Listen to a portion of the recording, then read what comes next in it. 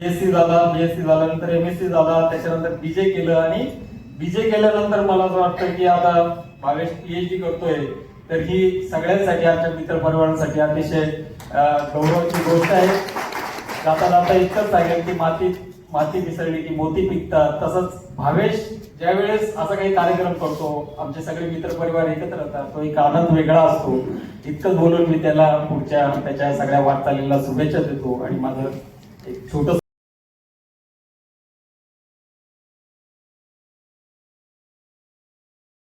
त्यांना आत्ताही viral fever आहे बरं का. व्हायरल तब्येत बरी नसताना देखील ते या ठिकाणी उपस्थित आहेत. हे भावेश्वरचं प्रेम मला इथे नमूद करावं असं वाटतं.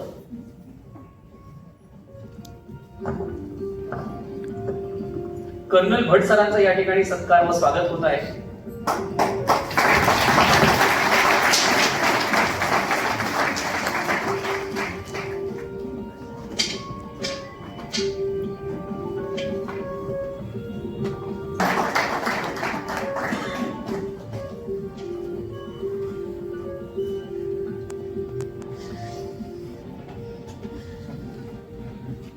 आता मी विनंती करतो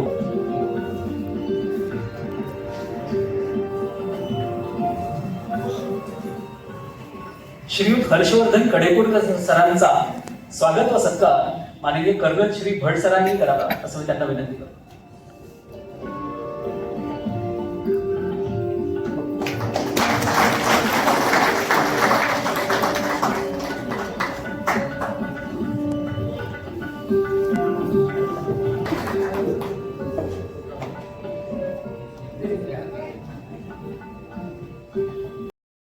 BYK महाविद्यालयात सर इंग्रजी विभाग प्रमुख म्हणून दीर्घकाळ कार्यरत होते.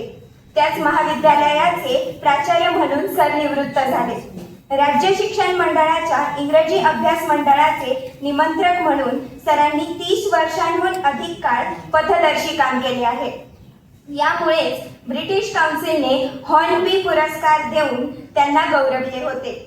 एका वर्षासाठी इंग्लंडमधील ब्रिस्टल विद्यापीठात संशोधन करण्याची अमूल्य संधी त्यांना मिळाली होती. धन्यवाद.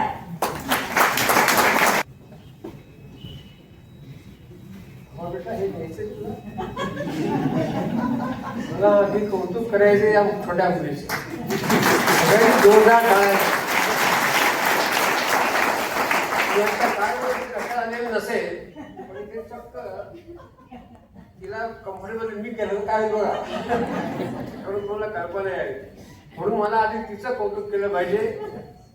मी त्यांना भावेशला विचारलं की बा हे कोणत्या वर्गाचं आहे आणि नावाचं पण तिने मला सांगितलं. आ कोणाचं आणि फा कोणाचं. काय भावेश खूप छान वाटलं मला. या मुलीचं कौतुक करावं थोडं कमी आहे. इतक्या लहान वयामध्ये हा कॉन्फिडन्स आणि अर्थातच त्याचं श्रेय आई बाबांना आहे. म्हणून तिच्या नावामध्ये ते आ फा दोन्ही आहे.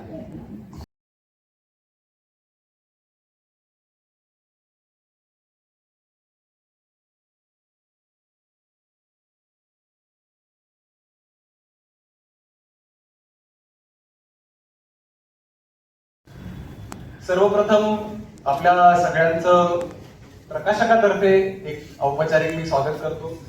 भावेश ब्राह्मणकरांना धन्यवाद देतो की त्यांनी मला इथे बोलवलं आणि प्रकाशक म्हणून व्यासपीठावर स्थान दिलं, बोलायची संधी दिली.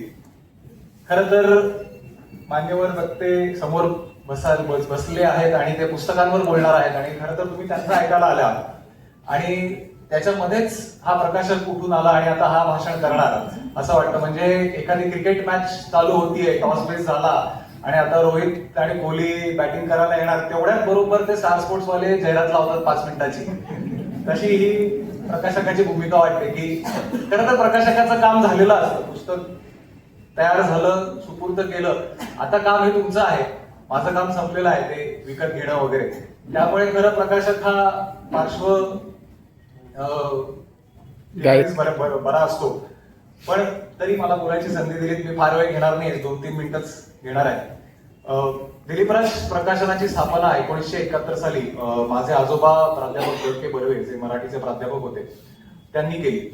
सुरुवातीला आम्ही फक्त लहान मुलांची पुस्तकं काढायचो. छान छान नाटुकली हे प्रख्यात लेखिका अश्विनी डोंगरे यांनी लिहिलेलं पहिलं दिलीपराजचं पुस्तक आणि गेले 54 वर्ष ही पुस्तकांची मालिका चालू आहे.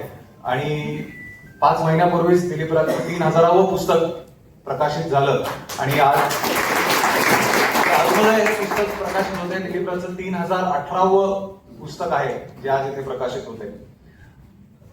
दिलीपराजनी सुरुवात जरी बालवाङ्मयापासून केली असली आणि 3000 पैकी कमीत कमी 700-800 जरी बालवाङ्मयाची आमची पुस्तकं असली तरी कथा, कादंबरी, ललित लेखन, माहितीपर, प्रवास वर्णन, कविता संग्रह, ऐतिहासिक, पौराणिक, शालेय म्हणजे अकॅडमिक अभ्यासक्रमाची सोडून अशी सर्व प्रकारची साहित्य निर्मिती ही दिलीपराजनी गेल्या 54 वर्षामध्ये केलेली आहे.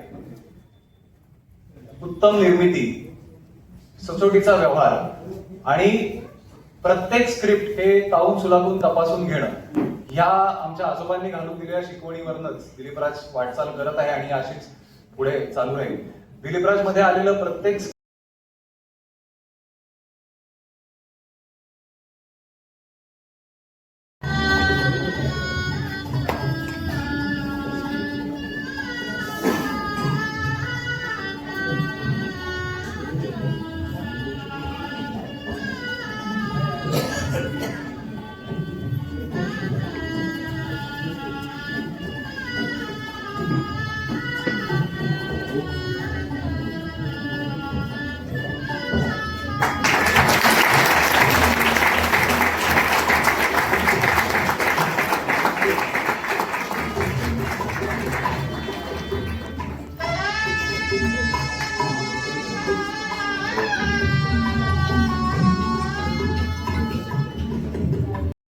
खूप काही बोलण्यासारखं आहे.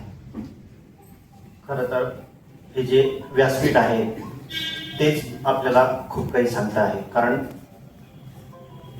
भटेवारा सर, भट सर आज आपल्याला इथे उपलब्ध झाले. भटेवारा सरांची तब्येत बरी नाही तरी सुद्धा ते आज आपल्यामध्ये उपस्थित आहेत, याचं मला जास्त कौतुक वाटतं. कारण सर डॉक्टरकडे जाऊन इथे आले. गोष्ट, पुस्तक कोणाच्या हस्ते प्रकाशन करावं हा मोठा विषय होता, पण त्याच्याकडे मी नंतर येतो. सुरुवातीला या पुस्तकाच्या निर्मितीच्या संदर्भातली गोष्ट मला तुमच्याशी शेअर करायची. 2018 मध्ये डिफेन्स करस्पॉन्डन्स कोर्ससाठी माझं सिलेक्शन झालं आणि हा जो कोर्स असतो तो मिनिस्ट्री ऑफ डिफेन्स म्हणजे संरक्षण मंत्रालय पत्रकारांसाठी करत असतो. तर भारतातून आम्ही 24 पत्रकार होतो की ज्यांची निवड झाली होती आणि माझं सिलेक्शन झालं आणि महाराष्ट्रातून आम्ही 3 जण होतो आणि आम्ही गेलो अरुणाचल प्रदेशात. अरुणाचल प्रदेशात प्रत्यक्ष आर्मीचं काम कसं चालतं हे बघण्यासाठी आम्हाला तिथे आठवडाभर आम्ही होतो.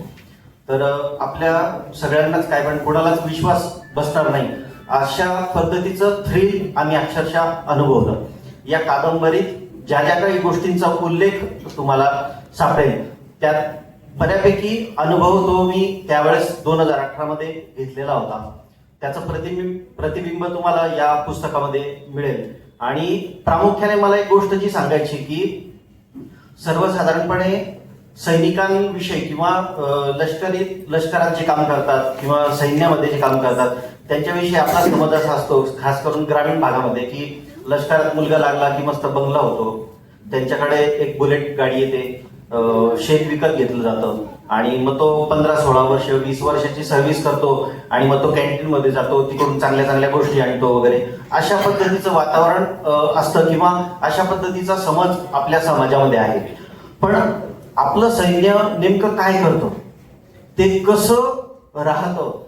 सैनिक ज्या पद्धतीने पेट्रोलिंग करतात, तो गणवेश, तो चिलखती युनिफॉर्म, ती रायफल, जिवंत रायफल, म्हणजे खेळणं नाही, जिवंत रायफल, डोक्यावर टोपी, त्याला टॉर्च, अशा अवस्थेमध्ये आम्ही सैनिकांबरोबर त्यावेळेस 2018 मध्ये पेट्रोलिंग केलं, ते पण चीन सीमेवर. आम्हाला रस्त्याने ज्या भागात आम्ही गेलो होतो त्या भागात आम्हाला चीनी सैनिक पण भेटले, आणि हे दिवसा नाही, रात्री 2 ते 3च्या दरम्यान हा जो सगळा प्रवास केला. मला त्यावेळेस खूप जाणवलं की हे लोकांपर्यंत पोहोचलं पाहिजे. आपल्याकडे 5G आहे, मोबाईल फोन, पण आत्ताच्या घडीला तिथे इलेक्ट्रिसिटी नाही. दुसरी महत्वाची गोष्ट, तिथे मोबाईलचं नेटवर्क नाही. बरं, हे फक्त भौतिक सुविधा झाल्या की ज्या आपण संपर्कात राहतो, पण मुळात जी परिस्थिती आपल्याला लागते अनुकूल स्वरूपाची, तीच मुळात तिथे नाही. म्हणजे बलाढ्य चीन याचं मोठं आव्हान आपल्या समोर तर आहेच, पण महत्वाची गोष्ट म्हणजे तिथे असलेली जी जॉग्राफी आहे, जो भूगोल आहे, तिथले जो काही हिमालय पर्वत आहे आणि तिथलं जे वातावरण आहे, त्याचंच मुळात खूप मोठं आव्हान आपल्या सैनिकांसमोर आहे. दिवंगत मातोश्रींना समर्पित केलेला आहे. त्यांच्या स्मृतीस आपण अभिवादन करूया. त्यांनी आता नाव घेतल्याप्रमाणे श्रीयुत जयंत दीक्षित सर या ठिकाणी आलेले आहेत. मी त्यांना विनंती करतो की त्यांनी मंचावर यावं व श्रीयुत कडेपूरकर सरांना मी विनंती करेन की त्यांचा सत्कार आपण या ठिकाणी करूया.